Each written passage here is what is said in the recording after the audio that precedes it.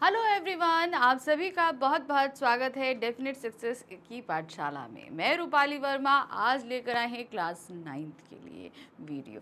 तो class 9th के आजकल हम कर रहे हैं एग्ज़ाम ओरिएंटेड क्वेश्चन। ठीक है, अब इन एग्ज़ाम ओरिएंटेड क्वेश्चंस में दो तरीके के क्वेश्चन है, मल्टीपल और आपके जो है सब्जेक्टिव क्वेश्चन। तो मैंने मल्टीपल चॉइस क्वेश्चन तो आपके बुक के सारे करा ही दिए। ठीक है, एक ही बुक है और सब हो चुका है। अब आज हम क्या कर रहे हैं, अब हमने शुरू किए हैं अपने मोस्ट इम्पॉर्टेंट क्वेश्चन।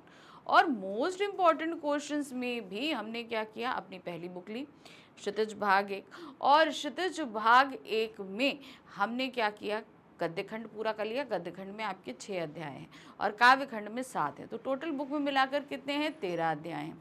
इन 13 अध्यायों में आज हम करने के लिए जा रहे हैं अपने काव्य खंड का तीसरा अध्याय, सवैये। रसखान जी के सवैये।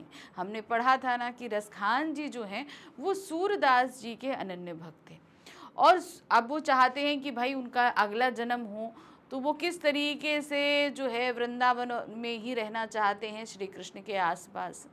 वो उनकी कमरिया मतलब उनका कंबल, उनकी लकुटी, ये सारी चीज़ें लेने के लिए भी वो सब कुछ त्यागने को तैयार है।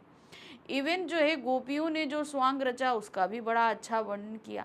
तो इन्होंने अपने इन सवैयों में कई तरीके से हमें अपनी भक्ति के दर्शन कराए हैं कि वो सूरत जो है श्री कृष्ण जी के प्रति कितनी भक्ति रखते हैं।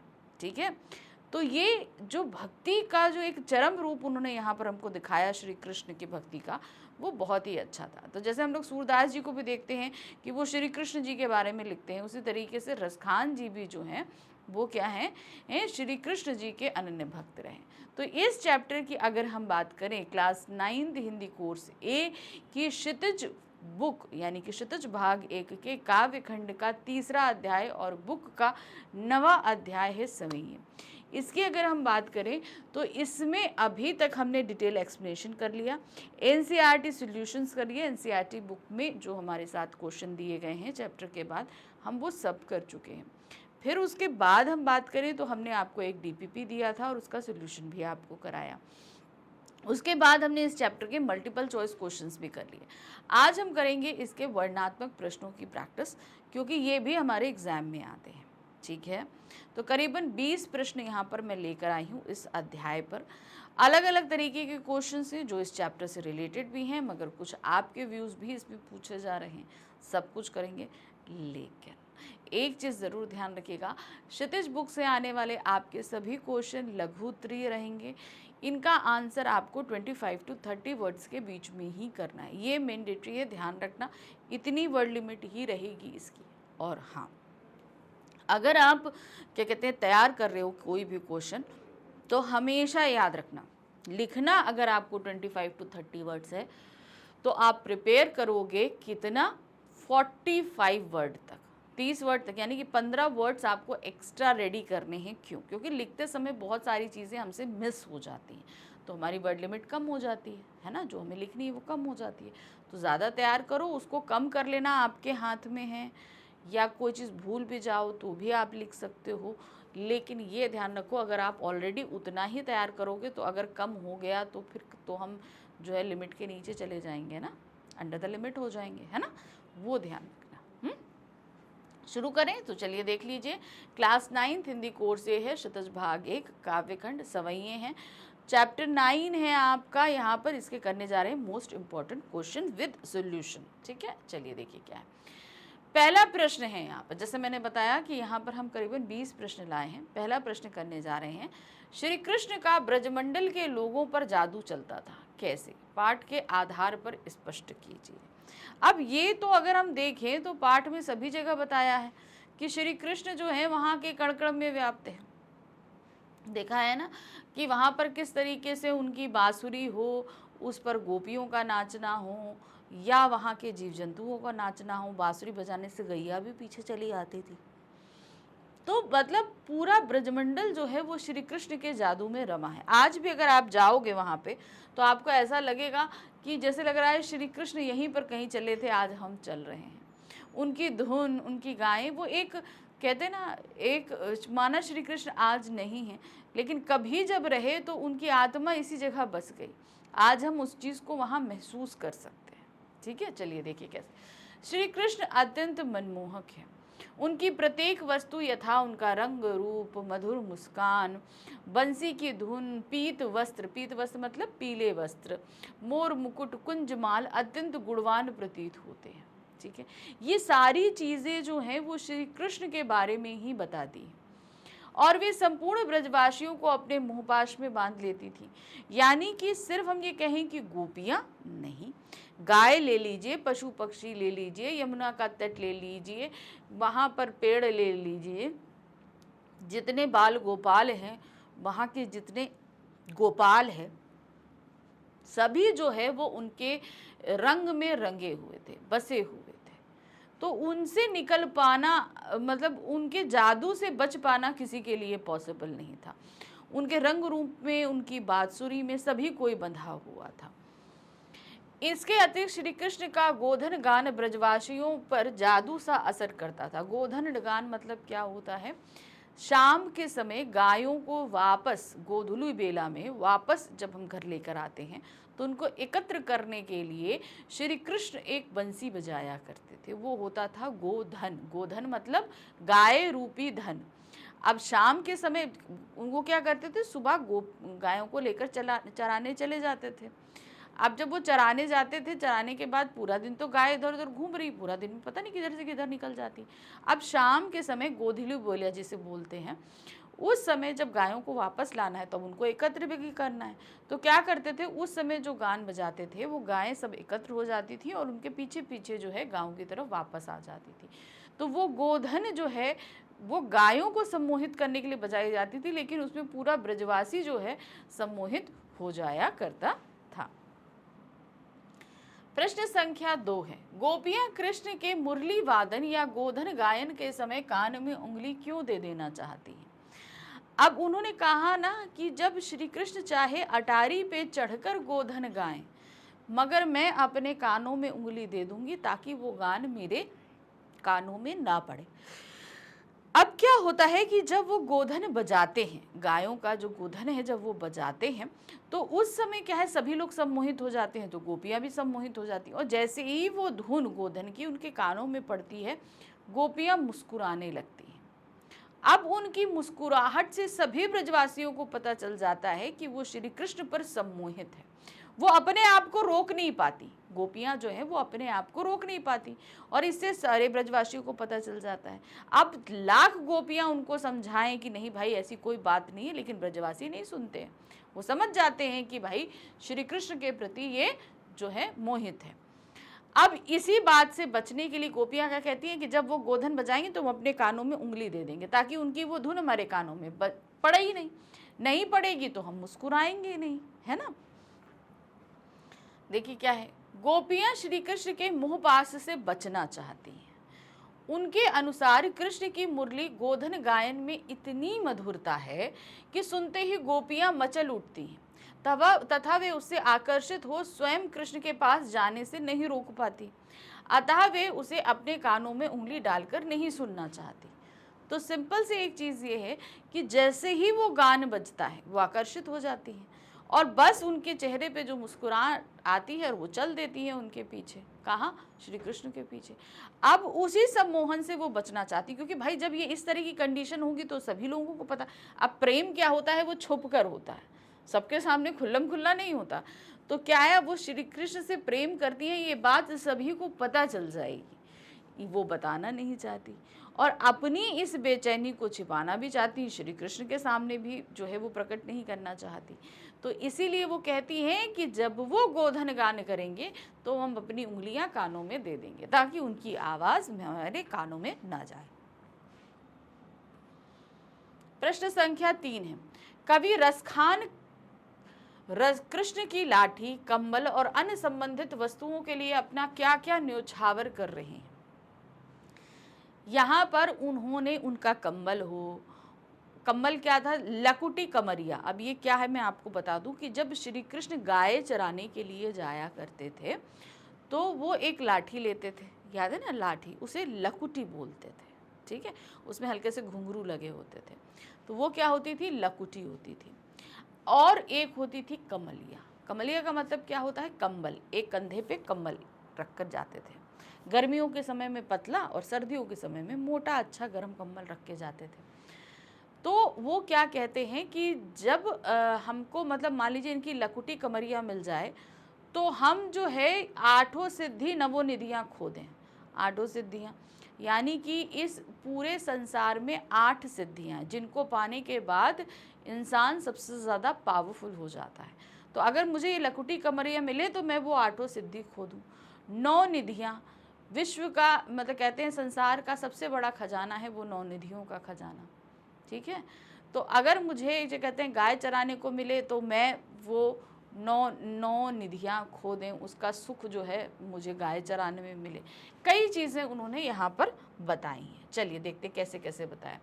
कवि रसखान श्री कृष्ण की लाठी, कमल और अन्य संबंधित वस्तुओं पर तीनों लोकों का सुख, तीनों लोकों का सुख, तीन कौन से लोग हैं? पाताल लोक, भूलोक, स्वर्ग लोक। ये 3 लोकों का सुख है कि कोई आपसे कहे कि भाई आप इन 3 लोगों के स्वामी बन जाओ या श्री कृष्ण की लकुटी कमरिया ले लो, तो कहेंगे भैया नहीं, हमें ये 3 लोक नहीं चाहिए, हमें श्री कृष्ण की वो लकुटी और कमरिया दे दो। जो सुख मुझे तीनों लोगों के राज में होगा उससे ज़्यादा सुख मुझे कहीं उनकी लकुटी और कमरिया में होगा।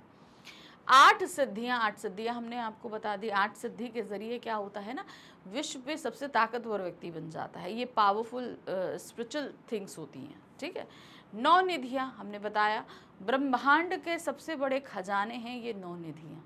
कहते हैं ये 9 निधियाँ कुबेर जी के पास है। अगर कोई मुझे दे दे तो मुझे ये 9 निधियाँ नहीं चाहिए। क्यों? मुझे तो 9 निधियों को पाने में जो सुख है उससे ज़्यादा सुख तो मुझे श्री कृष्ण की गाय चराने में सुख प्राप्त होगा। तथा करोड़ों सोने के महल न्यौछावर करने को तैयार है। अगर मुझसे कोई ये कहे कि भाई मैं तुमको करोड़ों सोने का महल दे रहा हूँ और दूसरी तरफ मुझे तुम्हें ये कांटेदार झाड़ियाँ दे रहा हूँ, तो मैं क्या है ना, मैं ये कांटेदार झाड़ियाँ लूँगा लेकिन मुझे वो करोड़ों सोने के महल प्रिय नहीं है। अब वो झाड़ियाँ क्यों? क्योंकि श्री कृष्ण कभी इन झाड़ियों के पास से गुजरे होंगे, उनके कपड़े कभी इन झाड़ियों में अटके होंगे, कभी तो अटके होंगे ना। तो मुझे वो जो है वो कांटेदार झाड़ें चाहिए, ये जो है करोड़ों सोने के महल नहीं चाहिए। तो ये सारी चीज़ें वो त्यागने को तैयार हैं श्री कृष्ण, और उनसे उनकी गाय चराने में, उनकी लकुटी कमरिया लेने में। ठीक है, ये सारी चीज़ें उनको चाहिए। उनको वो करील कुंजन मतलब वो कांटेदार झाड़ियाँ, ये सब उनको चाहिए। उसके लिए तुम कोई भी 9 निधि दे दो, 8 सिद्धियाँ दे दो, विश्व का सारे बड़ा खजाना कुछ भी दे दो, मुझे कुछ नहीं चाहिए।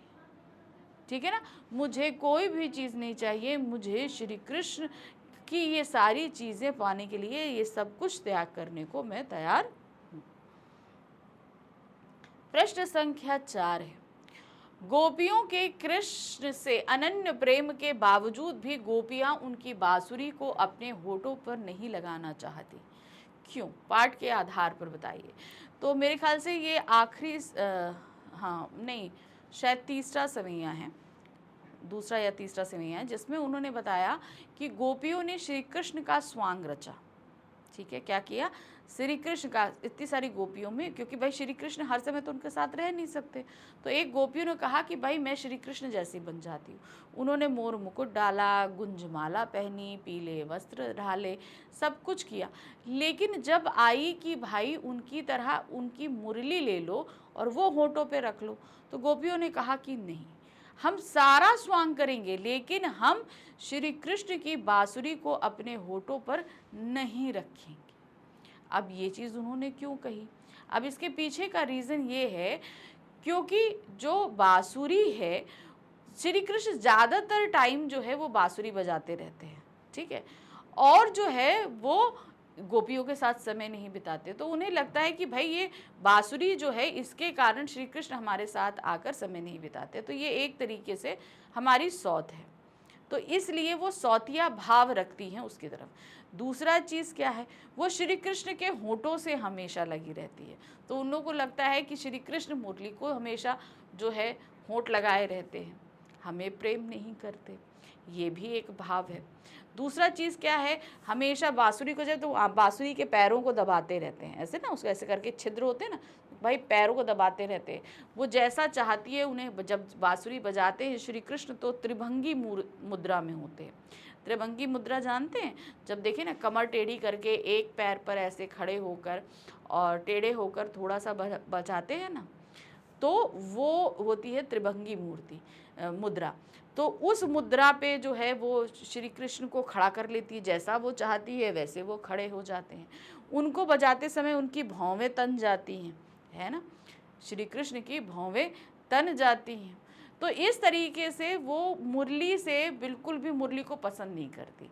पहली बात है कि ज़्यादातर समय जो है श्री कृष्ण मुरली के साथ बिताते हैं, उनके साथ समय नहीं देते, पहला रीज़न ये। दूसरा ये है कि मुरली जो है वो उन्हें अपने इशारे पर नचाती है, अपने पैर दबवाती है, उनके होठों से लगी रहती है, जैसा चाहती है वैसे खड़ा करती है। तो इस कारण से श्री कृष्ण की बांसुरी के प्रति गोपियाँ जो है एक सौत का भाव रखती हैं। इसलिए वो कहती है कि हम पूरा वेशभूषा धारण करेंगे लेकिन उनकी मुरली को अपने होठों पर नहीं रखेंगे। देखिए क्या है, गोपियां श्री कृष्ण से अनन्य प्रेम करती हैं, परंतु उनका सर्वस्व ग्रहण करने के बावजूद भी वे उनकी मुरली अर्थात बांसुरी को अपने होठों से नहीं लगाती, क्योंकि उन्हें महसूस होता है कि उनके और श्री कृष्ण के मिलन के बीच में मुरली बाधक है। क्योंकि मुरली उन्हें हमेशा अपने साथ रखती है, अपना ही बनाए रहती है, ये चीज़ रहती है। मुरली ही वह वस्तु है जो हमें श्री कृष्ण के सामीप्य से वंचित रखती है। यानी कि हमें श्री कृष्ण के पास, क्योंकि जब हम उनके पास जाते हैं तब वो बांसुरी बजाते रहते हैं, हमारे साथ समय ही एक्सपेंड नहीं करते हैं, तो ये चीज़ रहती है। गोपियों के अनुसार श्री कृष्ण गोपियों की अपेक्षा अपनी मुरली से अधिक प्यार करते हैं, अतः वे ईर्ष्या भाव से प्रेरित हो उनकी मुरली को अपने होठों से नहीं लगाना चाहती। तो एक सौत की तरह, सौत मतलब होता है कि मान ली जो हमसे प्यार करता है वो किसी और से भी प्यार करे, तो वो सौत का भाव होता है, तो उसे कहते हैं सौतिया भाव। तो वो सौतिया भाव जो है वो रखती हैं किसके? मुरली के प्रति। प्रश्न संख्या 5 है, ब्रजभूमि के प्रति कवि रसखान का प्रेम किन किन रूपों में अभिव्यक्त हुआ है? अब ब्रज के प्रति वो किस रूप में बता रहे हैं, देखिए। अब उन्होंने कई रूप में बताया। कहते हैं कि भाई मैं अगर मनुष्य बनकर जन्म लूं तो मैं एक ग्वाला बन के ही जन्म लेना चाहूँगा, और जो है उन सभी गोपालों के बीच जो है जहाँ श्री कृष्ण रहते थे उन सभी गोपालों के बीच में ही उनके बीच एक गोपाल बनकर रहना चाहता। फिर वो कहते हैं कि अगर मैं पशु बनकर जन्म लूं तो मैं गाय बनकर ही जन्म लेना चाहता हूँ, ठीक है, और गाय बनूं भी तो मैं नंद बाबा की गायों के बीच ही रहना चाहूँगा, क्योंकि भाई नंद बाबा की गाय चराने कौन ले जाएगा? श्री कृष्ण लेकर जाएंगे, तो हम उन्हीं के साथ, हमें उनके साथ सानिध्य मिल जाएगा। ग्वाला बन के रहेंगे तो वो ग्वाले जितने गोप हैं वो श्री कृष्ण के साथ खेलते हैं, तो इस तरीके से हमें उनके साथ खेलने को मिल जाएगा। फिर तीसरा कहते हैं कि अगर मान लो मैं पक्षी बनकर जन्म लेता हूँ तो मैं कहाँ रहना चाहूँगा? मैं कालिंदी कूल कदम्ब की डारी, अर्थात कालिंदी यानी यमुना नदी के कूल अर्थात किनारे पर कदम्ब के पेड़ की डाली पर बसना चाहूँगा, क्योंकि यमुना नदी के किनारे कदम्ब के पेड़ के नीचे ही श्री कृष्ण बैठकर मुरली बजाते हैं या अपने दोस्तों के साथ खेलते हैं। तो मैं अगर वहाँ पंछी रहूँगा तो मैं भी उनके दर्शन करता रहूँगा। फिर वो कहते हैं कि अगर मान लो मैं पत्थर बन के जन्म लेता हूँ तो मैं क्या करूँगा? मैं पत्थर बनकर जन्म लूँ तो मैं उसी पर्वत का पत्थर बनना चाहूँगा जिसे श्री कृष्ण ने अपनी छोटी पुरंदर उंगली यानी कि छोटी उंगली में उन्होंने धारण किया था ब्रजवासियों की जान को बचाने, इंद्र के प्रकोप से बचाने के लिए। वो पर्वत कौन सा था? गोवर्धन पर्वत। मैं उसी पर्वत का जो है पत्थर बनना चाहूँगा। तो इस तरीके से उन्होंने ये चीज़ व्यक्त करी है। तो देखिए क्या है, कवि ने ब्रजभूमि के प्रति अपने प्रेम को विभिन्न माध्यमों से व्यक्त किया है। उन्होंने लिखा है, हे प्रभु, अगर मैं मनुष्य रूप में जन्म लूं तो मुझे ब्रज के ग्वालों के बीच बसाना, कहाँ बसाना? ब्रज के ग्वालों के बीच ही बसाना, क्योंकि वो जो ग्वाले हैं वो श्री कृष्ण के साथ ही गाय चराने जाएंगे। तो इस तरीके से मैं श्री कृष्ण के दर्शन कर लूँगा। फिर है, अगर मैं पशु रूप में जन्म लूँ तो मुझे नंद बाबा की गायों के साथ रखना। कहाँ रखना? नंद बाबा की गायों के साथ, क्योंकि उन गायों को चराने के लिए श्री कृष्ण लेकर जाएंगे। तो इस तरीके से मुझे श्री कृष्ण के दर्शन प्राप्त हो जाएंगे। यदि मैं पक्षी बनूं तो उस कदम्ब पेड़ पर मेरा बसेरा करना, जहां श्री कृष्ण रासलीला रचाते थे। तो कहाँ पर? जहाँ पर वो ज़्यादातर समय रहते थे। भाई सुबह से तो अपने घर से निकल लिए, आ जाते थे वहाँ पर गायों को चराने के लिए। वहाँ रासलीला रच रहे हैं, बंसी बजा रहे हैं, अपने मित्रों के साथ खेल रहे हैं, तो ज़्यादातर समय वहाँ रचा रहे। तो मुझे जो है उसी पेड़ पर, वहाँ मैं उस पेड़ पर रहूँगा तो मैं इससे श्री कृष्ण के दर्शन करता रहूँगा। फिर है, और अगर मैं पत्थर बनूं तो उसी गोवर्धन का हिस्सा बनाना जिसे कृष्ण ने अपनी अंगुली पर उठाया था। कहाँ उठाया था? अपनी अंगुली पर उठाया था, यानी कि गोवर्धन पर्वत पर।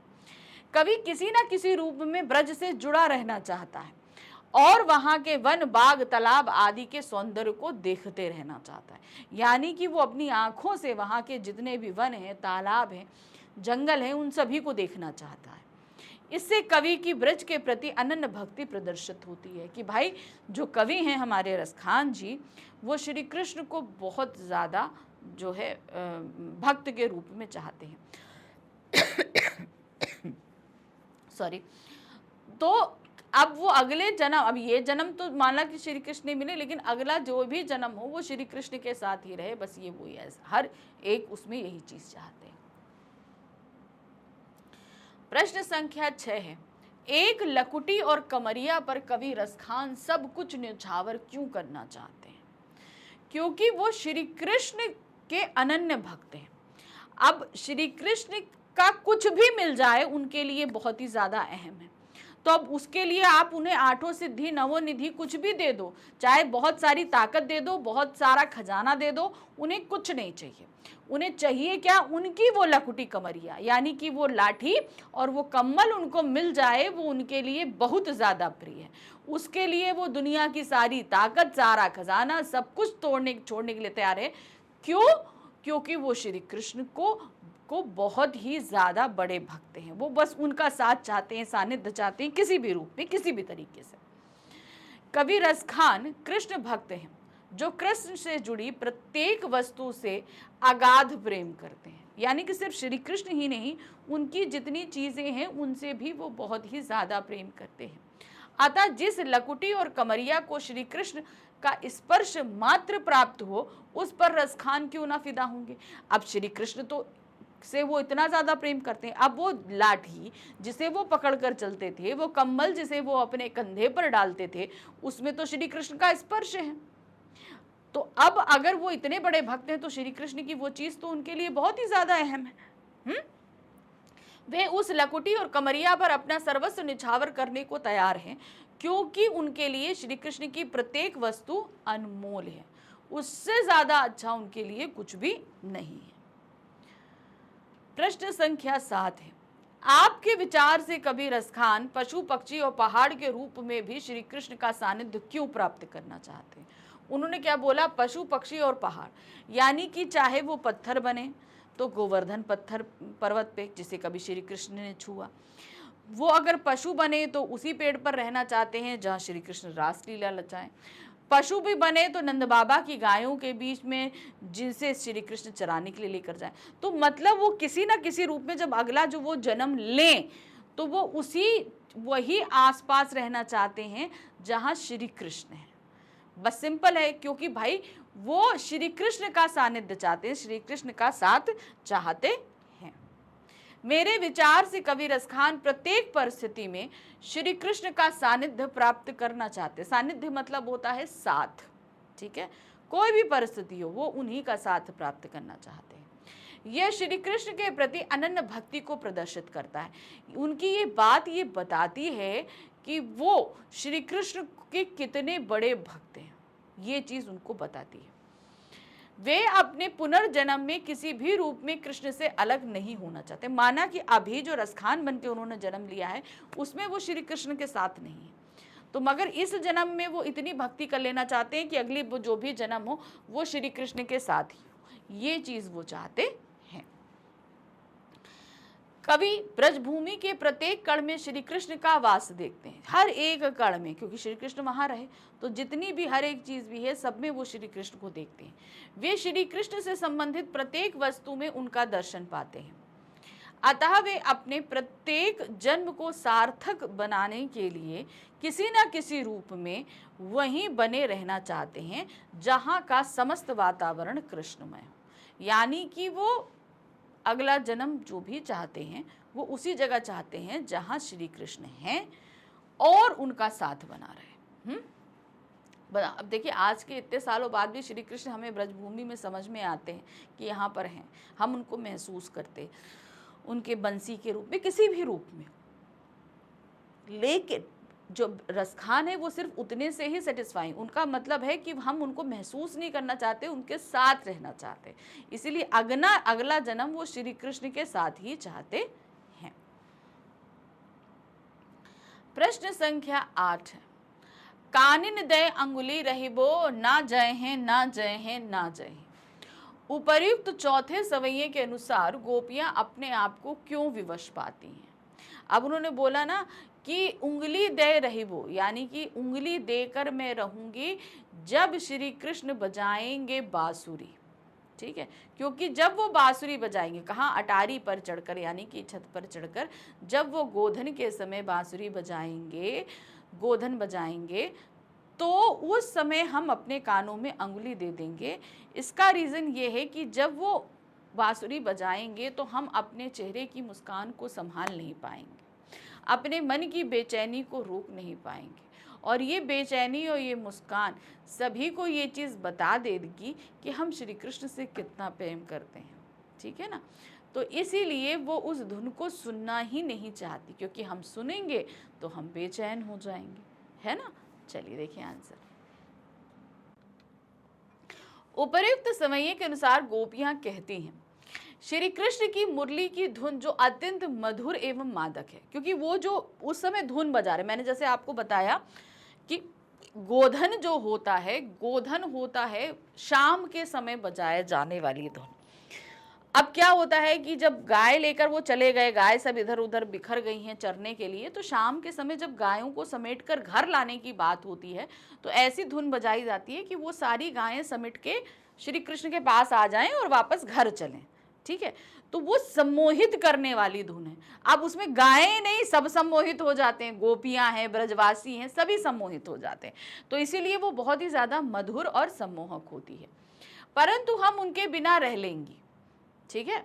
ऊंची अट्टालिकाओं पर चढ़कर श्री कृष्ण गोधन गाते हैं, यानी कि गोधन बजाते हैं मुरली के जरिए, उससे भी हम बेअसर रह सकती हैं। परंतु गोपियां चिल्लाकर ब्रजवासियों से कह सकती हैं कि कुछ भी हो जाए, श्री कृष्ण की एक मुस्कान से हम अपने वश में नहीं रह पाएंगे, हम उस मुस्कान के आगे विवश हैं, उस मुस्कान का जादू हम पर चल जाएगा। अब यहाँ पर क्या चीज़ उन्होंने बताई, देखिए कि जब वो गोधन बजाते हैं तो उनके चेहरे का जो भाव रहता है वो भी बहुत सम्मोहित रहता है। कहने का मतलब क्या है, अब वो जो धुन है, भाई गायें तो बहुत दूर हैं, उनको बुलाने के लिए वो धुन बजाई जा रही है, ठीक है, वो धुन जो है वो बजाई जा रही है। अब उसको जो सुनेंगी गायें और आ जाएंगी। अब ये धुन श्री गोपियों कान पड़ती है तो वो तो कहती है कि हम जो है उंगली रख लेंगे तो हम उससे एक तरीके से बच जाएंगे, ताकि हम जो है क्या कहते हैं वो धुन नहीं सुनेंगे तो हम सम्मोहित नहीं होंगे, उनके पीछे नहीं जाएंगे। लेकिन जब वो गोधन बजाते हैं तो उनके चेहरे का भाव भी खुद इतना सम्मोहित करने वाला होता है, उनकी मुस्कान हो, उनके चेहरे का जो शांत भाव हो, वो हमें सम्मोहित कर लेगा और फिर हम अपने आप को संभाल नहीं पाएंगे। तो यहाँ पर उनकी बजाई गई गोधन, उनके चेहरे का मुस्कान, ये सारी चीज़ें जो हैं वो गोपियों को सम्मोहित करती हैं। इसीलिए वो कहती हैं कि हम उंगली रख लेंगे कान में ताकि गोधन ना सुनाई दे, और उनकी वो मुस्कान देखकर हम अपने आप को संभाल नहीं पाएंगे। प्रश्न संख्या 9 है, यह मुरली मुरलीधर की अधरान धरी अधरान अधरोंगी, काव्यांश का काव्य सौंदर्य स्पष्ट कीजिए। सबसे पहले जान लीजिए कि ये जो काव्य सौंदर्य होता है इसमें हम दो चीज़ों को बताते हैं। पहला होता है भाव सौंदर्य, दूसरा होता है शिल्प सौंदर्य। भाव सौंदर्य में यानी कि इस जो पंक्ति है, इस पंक्ति का जो अर्थ है, जो भाव निकल कर आ रहा है, ये हमें बताना होता है। और शिल्प सौंदर्य में इसमें कौन सा अलंकार है, कौन से शब्द हैं, कौन सी शैली है, गेयता है, क्या है, ये सारी चीज़ें बतानी होती है। ठीक है, तो अब इसका भाव बताने के लिए हमें इसका अर्थ बताना पड़ेगा, है ना। तो देखिए कैसे आएगा। चलिए, उपर्युक्त पंक्ति का भाव यह है कि गोपी अपनी सखी से आग्रह पर श्री कृष्ण के समान वस्त्राभूषण पहनकर श्री कृष्ण का रूप धारण कर लेती हैं। अब देखिए इसके पीछे का भी रीजन है कि गोपियों ने आखिर श्री कृष्ण के वस्त्र धारण क्यों किए। अब श्री कृष्ण तो एक, अब वो क्या कहते हैं, गायों के साथ भी हैं, वो मित्रों के साथ भी हैं, दुष्टों का भी नाश कर रहे हैं, सब कुछ कर रहे हैं। तो क्या होता है, गोपियों के साथ ज़्यादा समय व्यतीत नहीं कर पाते। अब गोपियां तो श्री कृष्ण का सानिध्य चाहती हैं, तो उन्होंने कहा ठीक है श्री कृष्ण नहीं आ रहे, तो क्या हुआ, एक गोपी को खड़ा किया और कहा कि तुम श्री कृष्ण जैसी बन जाओ, तो हम सभी को श्री कृष्ण का एक आनंद मिल जाएगा। तो इसलिए उन्होंने श्री कृष्ण का स्वांग रचाया। ठीक है, सभी गोपियों में से एक गोपी ने श्री कृष्ण का स्वांग रचाया। सब वस्त्राभूषण यानी कि वस्त्र भी धारण किए, आभूषण भी यानी कि मोर मुकुट पहना, पीले वस्त्र धारण किए, गले में गुंजों की माला पहनी, सब कुछ ले लिया। फिर क्या हुआ, परंतु वह उनकी मुरली को अपने होठों पर नहीं लगाएंगी। उन्होंने कहा कि जब मुरली, भाई सब कुछ धारण कर रहे हो तो मुरली ले लो, भाई बिना मुरली के श्री कृष्ण की पहचान नहीं। तो उन्होंने कहा नहीं, हम सब कुछ करेंगे लेकिन इनकी इस मुरली को अपने होठों पर नहीं रखेंगे, है ना। या मुरली मुरलीधर की, यानी कि ये मुरली अर्थात बंसी मुरलीधर अर्थात श्री कृष्ण की अधरा धरी अधरा न धरूंगी, यानी कि जिसे श्री कृष्ण ने अपने होठों से लगाया उसे हम अपने होठों पर नहीं रखेंगे। अब वो क्यों ऐसा कह रही हैं, देखिए क्यों कह रही हैं, क्योंकि वह उस मुरली को ही कृष्ण वियोग का कारण मानती है। अब यहाँ पर जो स्वांग रचाया जा रहा है वो रीजन ये है कि श्री कृष्ण उनके साथ नहीं समय बिताते। अब क्या है, समय ना बिताने का रीजन भी क्या है कि वो ज्यादातर समय मुरली ही बजाते रहते हैं, तो इसलिए वो हमारे साथ समय नहीं बिताते। तो हमसे वियोग का जो मेन कारण है वो ये मुरली है, इसलिए हमें ये मुरली पसंद नहीं है। ठीक है, तो हम इसको क्या है अपने होठों पर नहीं रखेंगे। इस पंक्ति में गोपी का मुरली के प्रति ईर्षा भाव प्रकट हुआ है। ठीक है, तो यहां तक तो क्या था, भाव सौंदर्य। अब हम आ जाते हैं इसका शिल्प सौंदर्य। क्या है, सवैया छंद है, आप सभी को पता है कि ये सवैये ही चल रहे हैं, तो क्या आएगा, ये सवैया छंद है। में रचित इस काव्यांश में ब्रज भाषा की मधुरता है। कौन सी भाषा है, इसमें ब्रज भाषा ली गई है। धा तथा रा वर्णों की आवृत्ति के कारण अनुप्रास की छटा है। अब इन्होंने बोला धा और रा, अब आप देख रहे हैं यहाँ पर धा है, ये धा है, ये धा है, ये धा है और ये धा है, तो धा धा वर्ण की आवृत्ति के कारण यहाँ पर क्या है, अनुप्रास अलंकार है। दूसरा इन्होंने बोला रा वर्ण की है, तो रा वर्ण का आ रहा है रा मुरली, मुरलीधर, धरा, धरी, धरा, धराओं। ठीक आया ना। तो धा और रावण की आवृत्ति के कारण यहाँ अनुप्रास। अच्छा, अनुप्रास अलंकार को लेकर आप लोग का कॉन्सेप्ट क्लियर कर दूं कि सिर्फ जरूरी नहीं है कि शब्द के शुरू में ही जो वर्ण आ रहे हैं उन्हीं की वजह से, एंड में, बीच में, कहीं पर भी अगर किन्हीं शब्दों की आवृत्ति हो रही है तो भी वहां पर अनुप्रास अलंकार होता है। अब यहाँ पर क्या है, देखिए, तथा मुरली और मुरलीधर एवं अधरा यानी कि होठों पर, धराना यानी कि होठों पर नहीं, में यमक अलंकार का सफल प्रयोग है। अब यमक अलंकार कैसे, देखिए यहाँ पर पहली मुरली का अर्थ है बंसी, दूसरा मुरलीधर का मतलब क्या है, श्री कृष्ण। तो यहाँ पर एक ही शब्द दो बार आया मगर दोनों बार इसका अर्थ अलग अलग था, यमक अलंकार हो गया। दूसरा इन्होंने क्या बोला, अधरान और अधरा। अब यहाँ पर क्या है, अधरान, अधरान, तो यहाँ पर पहला अधरान का मतलब क्या है, जिसे होठों पर रखा गया था। किसने रखा था, श्री कृष्ण ने। अधरा मतलब नहीं रखूंगी, समझ में, पहले का मतलब है होठों पर और दूसरा है होठों पर नहीं। ठीक है, एक ही शब्द दो बार आया मगर दोनों बार अर्थ अलग अलग है। एक बार श्री कृष्ण के होठों की बात हुई, दूसरी बार गोपियों ने होठों पर रखने से मना किया। यमक अलंकार हुआ। काव्यांश में माधुर्य एवं गेयता का गुण है।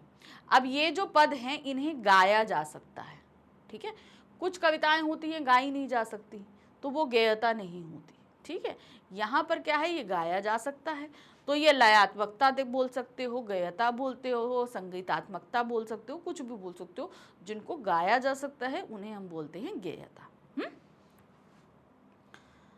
प्रश्न संख्या 10 है, श्री कृष्ण और उनसे जुड़ी वस्तुओं का सानिध्य पाने के लिए कवि क्या क्या त्यागने को तैयार है। उन्होंने बहुत सारी चीज़ों को त्यागने के लिए बोला भाई। उन्होंने जो है 8 कहते हैं करोड़ों सोने के महल त्यागने के लिए बोला। उन्होंने 8 सिद्धि बोली, 9 निधि बोली, उन्होंने त्याग दिया। उन्होंने कहा कि भाई 3 लोक का राज त्याग दे, तो उन्होंने ये सारी चीज़ें त्यागने के लिए बोला। बस उन्हें श्री कृष्ण की लकुटी मिल जाए, कमरिया मिल जाए, ये सारी चीज़ें उन्होंने कही। उन्होंने उनका सानिध्य पाने के लिए बात करी। करील कुंजन बोले, यानी काटी झाड़ियाँ दे दो तो हम यहाँ पर करोड़ों सोने के महल त्याग देंगे। तो इस तरीके से उन्होंने बहुत सारी चीज़ों के बारे में बोला जो वो त्यागेंगे। देखिए क्या है, रसखान श्री कृष्ण के प्रति अगाध आस्था और लगाव रखते हैं। वे अपने आराध्य से जुड़ी हर वस्तु से प्रेम करते हैं। जितनी भी चीज़ें हैं वो सभी से प्रेम करते हैं। इन वस्तुओं को पाने के लिए वे अपना सर्वस्व त्यागने को तैयार हैं, यानी कि अपना सब कुछ वो त्याग करने को तैयार है। वे लकुटी और कम्बल के बदले 3 लोकों का राज्य, यानी उनसे कोई कहे 3 लोगों का राज, पाताल लोक, मृत्यु लोक, परलोक, स्वर्गलोक, सब 3 लोक का राज हम तुमको दे देंगे। तो उन्होंने बोला कि हमें ये नहीं चाहिए, हमें श्री कृष्ण की लाठी और कम्बल चाहिए, हमें ये 3 राज नहीं चाहिए, हम नहीं लेंगे इसको। उनकी गायें चराने के बदले 8 सिद्धियां, यानी कि उनके गायें चराने में जो सुख है उससे ज़्यादा सुख जो है 8 सिद्धियां, यानी कि जब हम 8 सिद्धियां प्राप्त करने तो हम विश्व के सबसे ताकतवर इंसान बन जाएंगे। तो उन्होंने बोला कि नहीं, मुझे वो 8 सिद्धियां नहीं चाहिए, मुझे क्या चाहिए, मुझे श्री कृष्ण की गायें चराने का ज़्यादा सुख है। फिर कहते हैं 9 निधियों का सुख छोड़ने को तैयार है। 9 निधि यानी कि खजाना जिसे हम बोलते हैं, वो 9 निधियाँ कुबेर जी के पास हैं, उनसे बड़ा ज़्यादा खजाना किसी के पास नहीं है, तो उससे वो खजाना प्राप्त करने को तैयार।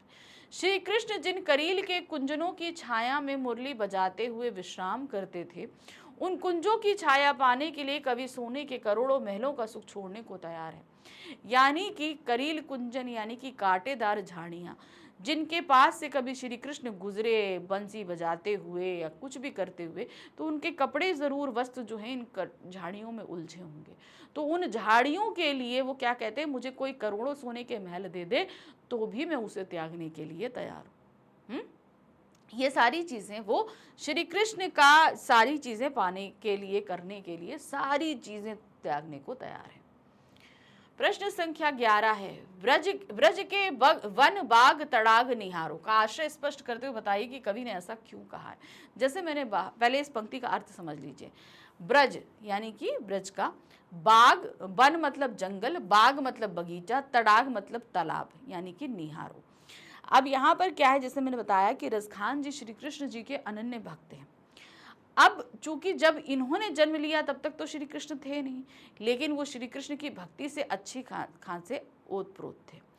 तो उन्होंने कहा कि अब मैं अगला जब भी जन्म लूँ तो वो श्री कृष्ण के सानिध्य के आसपास हो, और मेरी जो ये आँखें हैं वो आँखें क्या देखना चाहती हैं, सिर्फ ब्रज के उन जंगलों को देखना चाहती हैं जहाँ श्री कृष्ण कभी गुजरे होंगे, उन बागों में जहाँ उन्होंने रासलीलाएं रचाई, मैं उन जगहों को देखना चाहूँगा, उन तालाबों को देखना चाहूँगा जहाँ श्री कृष्ण अपने मित्रों के साथ खेले होंगे, उन्होंने जो है स्नान किया होगा।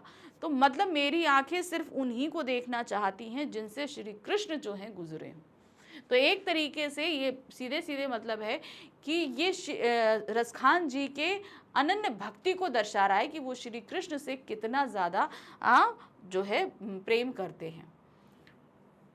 ब्रज के वन बाग और तड़ाग देखने का आश्रय है ब्रजभूमि पर स्थित उन वन बाग और तालाबों को निहारते रहना जहाँ श्री कृष्ण गाय चराते थे और विश्राम किया करते थे। तो समझ में आया, जहाँ खेलना है, रास रचाना है, गाय चराना है, उनका बंसी बजाना है, सारी उनके जो क्रियाकलापें जहाँ हुआ करती थी वो सारी चीज जगहों से मतलब है। कवि ने ऐसा इसलिए कहा है क्योंकि कवि रसखान श्री कृष्ण का अनन्य भक्त है और वह श्री कृष्ण से ही नहीं वरन उनसे जुड़ी हर वस्तु से अत्यधिक लगाव रखते हैं। तो ये कहिए श्री कृष्ण ने किसी चीज को अगर देखा भी है तो रसखान उसी चीज को पाना चाहते हैं। वो इतना ज्यादा भक्ति का भाव रखते हैं, कहते हैं श्री कृष्ण के प्रति। इन वस्तुओं को पाने के लिए वे अपना हर सुख त्यागने को तैयार है। कोई भी सुख दे दो वो सब कुछ छोड़ने के लिए तैयार है। यह श्री कृष्ण के प्रति कवि की भक्ति भावना की पराकाष्ठा है। मतलब एक होता है भक्त होना और एक होता है ऐसा कि जिसकी कोई लिमिट ही नहीं है। तो ये रसखान जी की भक्ति की वो पराकाष्ठा, वो उच्चतम स्तर को दर्शाता है कि वो किसी भी हालात में श्री कृष्ण को नहीं तो उनसे जुड़ी चीजों को ही देखना चाहते हैं, उनको ही पाना चाहते हैं। प्रश्न संख्या 12 है, या मुरली धर की अधरा न धरी अधरा न धरोंगी का भाव स्पष्ट करते बताइए गोपियों ने ऐसा क्यों कहा है। सिंपल सी बात है कि इसका सीधे सा मतलब है कि हम पूरा स्वांग श्री कृष्ण की तरह रचाएंगे, सब कुछ करेंगे, लेकिन उनकी होठों पर रखी हुई मुरली को हम अपने होठों पर नहीं रखेंगे, क्योंकि ये वही मुरली है जो हमारा और श्री कृष्ण के वियोग का कारण है। क्योंकि श्री कृष्ण ज़्यादातर इसके साथ समय बिताते हैं, इसलिए हम इसको अपने पास नहीं रखेंगे। ठीक है, देखिए ये वाला जो प्रश्न है ना, ये कई बार पूछा गया है, इसीलिए बदल कर आपके सामने आ रहा है। क्योंकि रीज़न ये है कि ये क्वेश्चन, ये लाइन जो है वो बहुत सारी चीज़ों को व्यक्त करती है, इसीलिए मैंने इसके पीछे की कहानी आपको समझा दी, बता दी।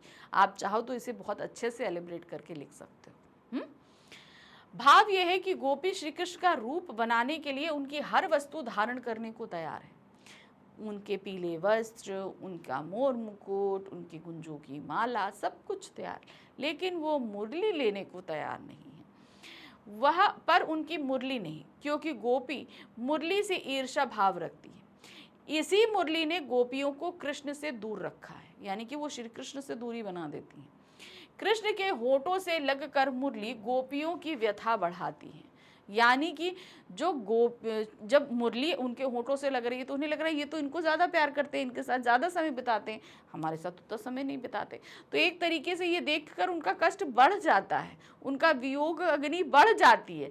तो इसीलिए वो मुरली को बिल्कुल भी पसंद नहीं करती, जिसे हम बोलते हैं सौतिया ढा। ठीक है ना, जो एक सौत के लिए जो भावना होती है वो मुरली से वो रखती हैं। इसमें मतलब आगे कई कवियों ने इस मुरली के ऊपर बहुत सारे छंद और दोहे लिखे हुए हैं, जो आप आगे बड़ी क्लास में जाओगे तो आप पढ़ोगे भी। 11th-12th में भी इस बारे में काफ़ी अच्छे जो हैं आपको दोहे और पद दिए गए हैं, तो उनमें आपको इसके बारे में और ज़्यादा डिटेल में देखने को मिलेगा कि वो मुरली से कितनी ज़्यादा नफरत करती थी, है ना। जब मैंने आपको बताया ना कि जब मुरली बजाते हैं तो वो जो है क्या कहते हैं, त्रिभंगी मूर्त में हो जाते हैं, उनकी जो आईब्रो हैं वो टेढ़ी हो जाती हैं, तो उनको बोलते हैं सुजान कनौड़े। ठीक है, कनौड़े मतलब ये इस जो है इनकी जो क्या कहते हैं भौवें उठ जाती हैं, तो त्रिभंगी मूर्ति में वो अपने तरीके से नचाती है। ये सारी बातें बताई गई हैं। प्रश्न संख्या 13 है, गोपियां व्रज के लोगों से क्या कहना चाहती हैं और क्यों। वो ये कह रही हैं कि भाई आप मुझे जितना समझा लो, श्री कृष्ण जब मुरली बजाएंगे हम कानों में जो है वो उंगली धर देंगे। क्यों? क्योंकि जब वो मुरली बजाते हैं तो हम अपने आप को संभाल नहीं पाते। सबको चाहे जितना बताने समझाने की कोशिश करें, लेकिन कुछ नहीं हो पाता। तो क्या कह रहे हैं, गोपियां ब्रज के लोगों से कहना चाहती हैं कि कृष्ण के प्रभाव से बचने के लिए कानों में उंगली रख लेंगी। ठीक है ना, अब प्रभाव से बचने यानी कि जब वो गोधन बजाएंगे तो हम सम्मोहित होंगे, तो उससे बचने के लिए जैसे ही वो गोधन बजाना शुरू करेंगे हम उंगली रख लेंगे तथा उनके गोधन को नहीं सुनेंगे। पर श्री कृष्ण की मुस्कान देकर वह स्वयं नहीं संभल पाएंगी और तन मन पर वश नहीं रहेगा।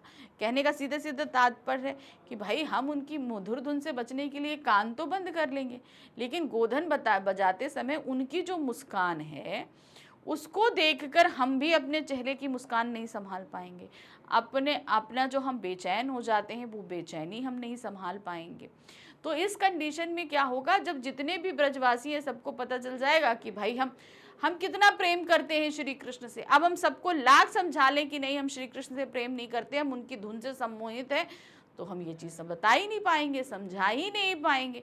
तो बेटर ये है कि भाई हम किसी भी तरीके से उनके गोधन को ना सुने, उनके चेहरे की मुस्कान को ना देखें, तो उससे बचने का तरीका है। मतलब हम ब्रजवासियों को जितना भी समझाएं, कुछ भी करें, फिर हम उनको समझा नहीं पाएंगे कि हम श्री कृष्ण के प्रति आसक्त नहीं हैं। प्रश्न संख्या 14 है, श्री कृष्ण की मुस्कान का गोपियों पर क्या असर होगा? अब क्या है, जब गोधन बजाते हैं तो श्री कृष्ण अपने आप में बहुत मगन हो जाते हैं। उस समय उनके चेहरे पर एक बहुत सुकून भरी मुस्कान होती है, और वो मुस्कान इतनी सम्मोहित होती है कि भाई अगर हम अपने आप को उससे बचाने की कोशिश करें तो नहीं, हम मतलब गोपियाँ अगर अपने आप को बचाने की कोशिश करें तो बचा नहीं पाती, क्योंकि उसका असर में क्या होता है, जब हम देखते हैं श्री कृष्ण जो है गोधन बजा रहे हैं, तो वो बजाने की धुन ना सुने हम, तो उसके के लिए तो हमने कान में उंगली रख ली, लेकिन अब जब वो बजा रहे हैं तो उनके चेहरे पर एक मुस्कान है, एक सुकून है, तो उसको देखकर हम क्या है, बहुत ज़्यादा बेचैन हो जाते हैं। हम खुद अपने चेहरे की मुस्कान को नहीं संभाल पाते। तो इससे क्या है, सभी को पता चल जाता है कि हम कितना ज़्यादा श्री कृष्ण को चाहते हैं। श्री कृष्ण की मुस्कान अत्यंत आकर्षक एवं मादक है। गोपियाँ इस मुस्कान को देखकर अपनी सुध-बुध खो बैठती हैं। उनका खुद अपने तनपन पर नियंत्रण नहीं रह जाता। वे विश्व विवश होकर स्वयं की को नहीं संभाल पाती। यानी कि क्या है, अब यहाँ वो उनकी तरफ खिंची चली जाती, किसी भी तरह उनके आसपास चलें, तो वो संभाल ना पाने का तात्पर्य क्या है, अपनी मुस्कान नहीं संभाल पाती, अपने आप को उनके पास जाने से रोक नहीं पाती। तो ये सारी चीज़ें कहीं ना कहीं ब्रजवासियों को बता देती हैं कि हम श्री कृष्ण से प्रेम करते हैं, इसलिए वो ये सारी चीज़ों से बचना चाहती है। प्रश्न संख्या 15 है, गोपी किस तरह के वस्त्र धारण करना चाहती हैं और क्यों? वो वैसा वस्त्र धारण करना चाहती हैं जैसा श्री कृष्ण धारण करते हैं, पीताम्बरी वस्त्र, है ना, उनको पीले वस्त्र श्री कृष्ण को बहुत पसंद है, तो वो वस्त्र था। अब क्यों धारण करना चाह रही हैं? क्योंकि श्री कृष्ण ज़्यादातर बाकी क्रियाकलापों में बिजी रहते हैं। अब उनके उस व्यस्त रहने के कारण वो गोपियों के साथ ज़्यादा समय नहीं बिता पाते।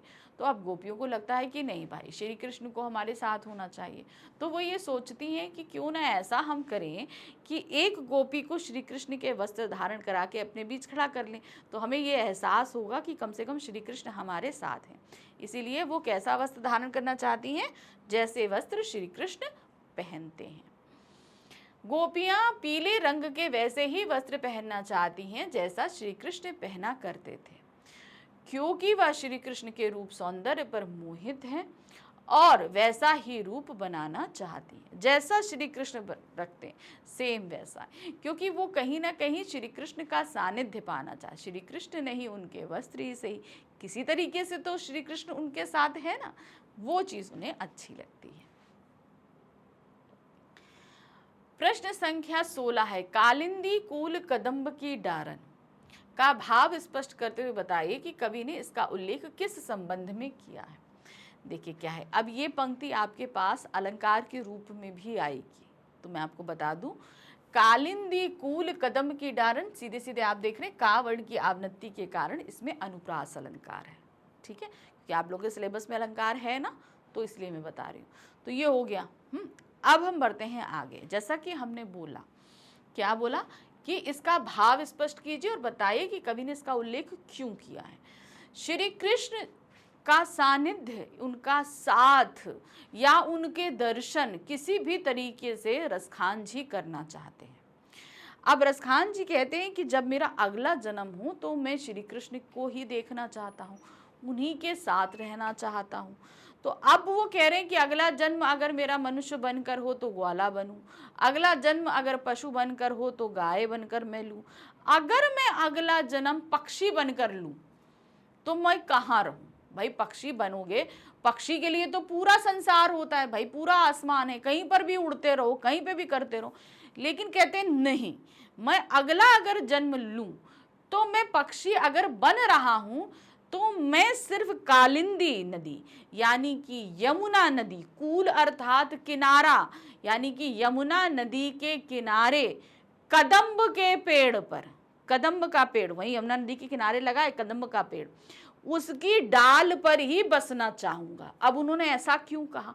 क्योंकि अब श्री कृष्ण गाय चराने आए, अपने मित्रों के साथ खेलने आए, रास लगाएं, रास रचाएं, पानी में खेलें, कुछ भी करें, वो रहते उसी किनारे पर हैं, यमुना नदी के किनारे, और कदम्ब के पेड़ के नीचे बैठकर बंसी बजाया करते हैं।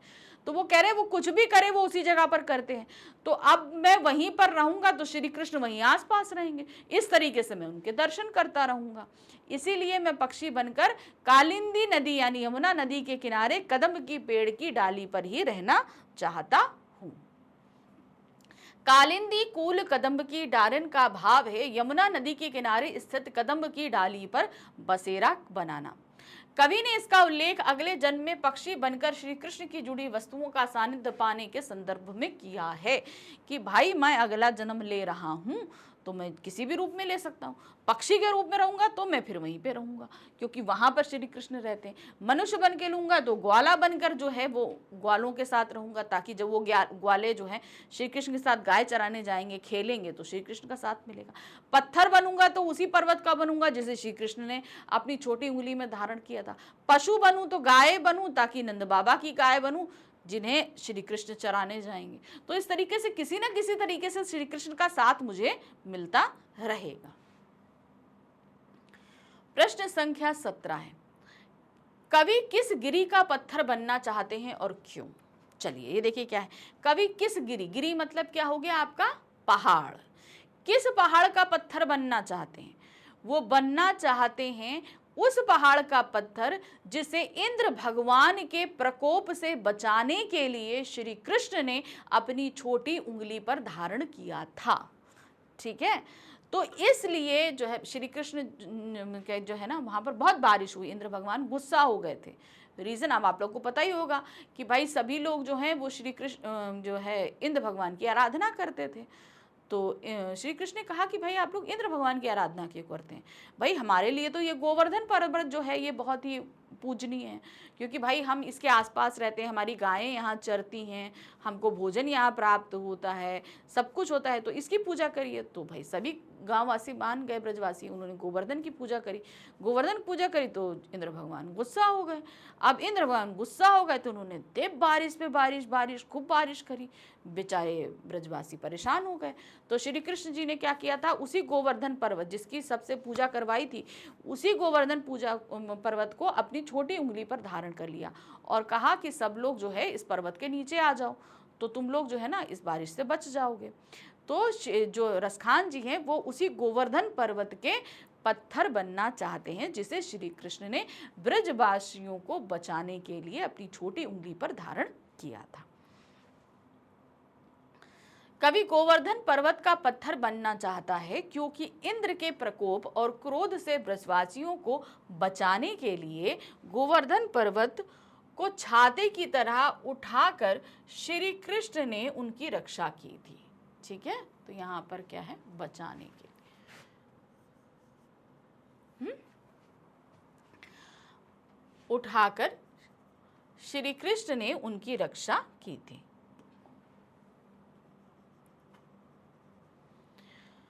गोवर्धन पर्वत का पत्थर बनकर कवि श्री कृष्ण से जुड़ाव महसूस करते हैं। भाई हम अगर किसी तरीके से उनके उन्होंने जो उस पत्थर को जिस पर्वत को उठाया था, अगर मैं वहाँ का पत्थर बनूंगा तो क्या होगा, किसी ना किसी तरीके से तो श्री कृष्ण मेरे साथ ही रहेंगे ना। तो ये चीज उन्होंने बताया कि बस वो श्री कृष्ण के साथ ही रहना चाहते हैं। प्रश्न संख्या 18 है, रसकान ने ऐसा क्यों कहा, जो पशु हो तो कहाँ बस मेरो? अब वो क्या कह रहे हैं कि भाई हम अगला जन्म तो किसी भी रूप में ले सकते हैं, ठीक है ना, इसमें मेरा बस तो नहीं है, लेकिन अगर मैं पशु बन के जन्म लूं तो कहाँ बसूं, यानी कहाँ पे रहूं, ये चीज। तो वो चीज क्या कह रहे हैं, वो कहाँ रहेंगे, वो नंद बाबा की गायों के बीच में ही रहेंगे, जहां नंद बाबा की गायें रहती हैं। तो देखिए क्या है, जो पशु हो तो कहाँ बस मेरो, कवि रसखान ऐसा इसलिए कहते हैं क्योंकि पशु की अपनी इच्छा नहीं चलती है। भाई पशु की इच्छा तो नहीं चलती कि नहीं मेरे को यहीं बनाकर जन्म दो, ऐसा तो नहीं होता। पशु तो भाई अपने मालिक के हिसाब से चलता है ना। कोई भी उसके गले में रस्सी डालकर कहीं भी ले जा सकता है, उसकी इच्छा अनिच्छा का कोई महत्व नहीं है। समझ में आया कि भाई पशु को तो कोई भी अपने साथ ले जाएगा, उसे हम अपने मतलब हम ये कहें कि पशु की अपनी इच्छा हो तो ऐसा नहीं होता। कोई भी पशु हो वो उसको कोई दूसरा व्यक्ति कंट्रोल कर सकता है। तो यही इसीलिए उन्होंने कहा कि कहाँ बस मेरू, यानी कि जब अगर मैं पशु बन के जन्म लूँ तो इसमें मेरा कोई बस नहीं है, लेकिन हाँ मैं सिर्फ नंद बाबा की गायों के साथ ही रहना चाहता हूँ। प्रश्न संख्या 19 है, रसखान अगले जन्म में मनुष्य बनकर कहाँ जन्म लेना चाहते हैं और क्यों? रसखान अगले जन्म में मनुष्य बनकर अगर जन्म लेते हैं तो वो मनुष्य बने, मगर वो क्या बनते हैं? एक ग्वाला बने।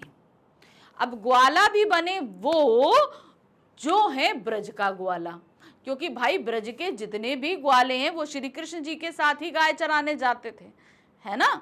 तो मैं अगर मनुष्य बनता हूं तो मैं ब्रज का ही ग्वाला बनना चाहूंगा, ताकि मैं श्री कृष्ण के साथ गायें चराने के लिए जा सकूं और उनके साथ रह सकूं। तो देखिए क्या है, रसखान अगले जन्म में मनुष्य बनकर ब्रज क्षेत्र के गोकुल गांवों में जन्म लेना चाहते हैं। जो ब्रज उनके आराध्य श्री कृष्ण की लीला भूमि है।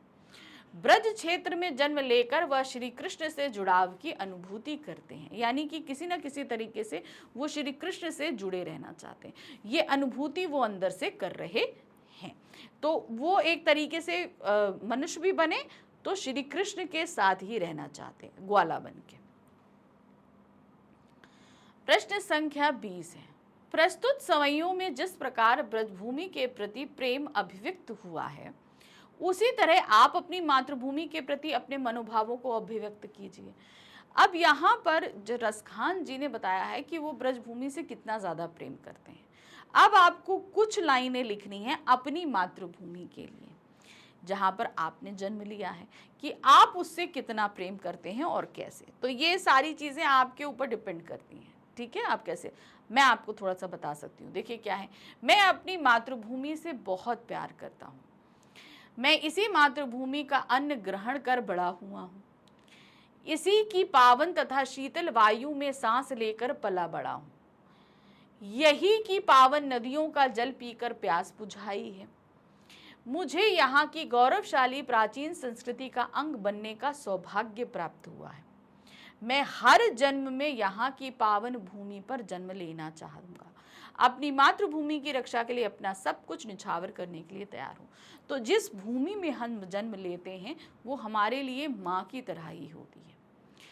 उसका अन्न जल पानी ही हमारा भरण पोषण करता है, उसकी हवा हमें ये बड़ा करती है। तो उसके प्रति हमारा बहुत सारा कर्ज होता है। तो उसकी रक्षा के करते हुए अगर हम अपनी जान भी न्यौछावर कर दें तो भी हम उसके कर्जे को मिटा नहीं सकते हैं। ये चीज़ है, ठीक है ना। तो ये था हमारा सवैयों के कुछ मोस्ट इम्पॉर्टेंट क्वेश्चंस। आपने देखा कि कुछ क्वेश्चन थोड़े बहुत रिपीट हुए। रीज़न ये था कि वो अलग अलग वे में थे, लेकिन ये कई बार आपसे फ्रीक्वेंटली पूछे गए हैं, इसलिए मैंने उनको ज़्यादा जोर दिया कि आपको मैं तरह तरीके से उन्हें समझा सकूं। तो बस थोड़ा सा प्रिपरेशन कर लेना, आराम से पूरा चैप्टर आपका रेडी हो जाएगा। चलिए मिलेंगे अब हम अगली बार अगले चैप्टर के साथ, जिसमें हम देखेंगे एक कैदी और कोकिला की वार्तालाप, ठीक है, और उन पर most important question. Thank you for watching, bye bye.